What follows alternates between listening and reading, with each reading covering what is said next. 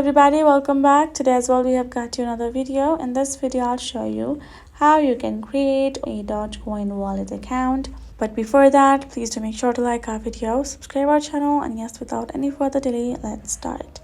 So for that, simply go ahead, open up a particular My Doge app on your phone. And once you've done that, we are in the section of simply tap on this option of create account. Then you will get this kind of section. Now you simply have to add in yourself a passcode. Once you're done entering, you simply have to re-enter. Then tap on confirm pin.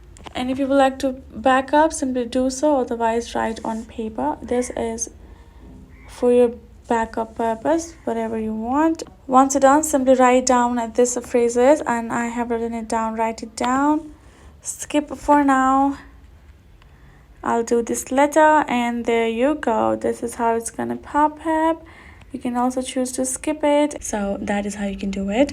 Hope this video was helpful to y'all. Thank you so much for watching, and yes, I'll see you guys in our next video.